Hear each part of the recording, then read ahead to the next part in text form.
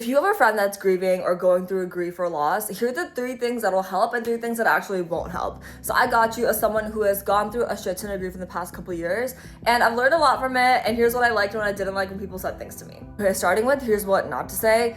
Please don't tell them that their loved one is in a better place, especially if you know that that person is not like a religious person, they're not faith oriented. Don't say that, because at the end of the day, the thing that that person cares about is just the fact that their loved one is not with them, and nothing you say can really change that. Obviously we know that it's not your fault, but just be there and be supportive, and if anything, just don't even try to give any advice, because there's not much you can really say or do. All you can do is be there. Next one is on the topic of faith. Please don't try to get them to become religious or try to see things in your perspective. So if you're like Christian, Hindu, Muslim, whatever, like don't say, oh well, like so and so God will like be there, or like he's in another birth or out, whatever. I think like things like that, even though it's well intentioned, it means well, you're just trying to get your friend to like have peace, or your family member to have peace. But like if they are not at that point in their grief journey, or if they're not faith oriented, again, that's not gonna land well, and it's just gonna make them feel really misunderstood. Because at the end of the day, especially if you are someone that's not really that religious,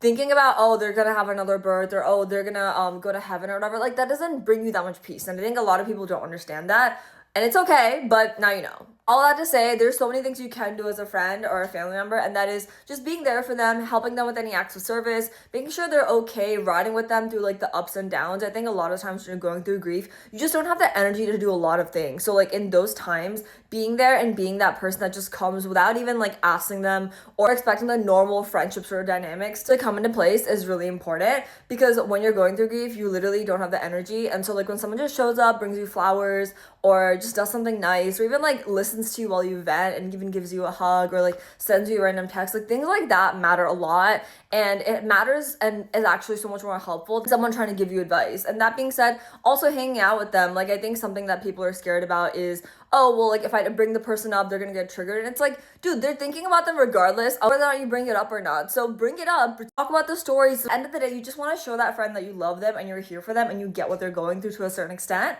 and that you got them. Let me know if you want a part 2, because I feel like not a lot of people talk about this side of things, and I'd love to share more.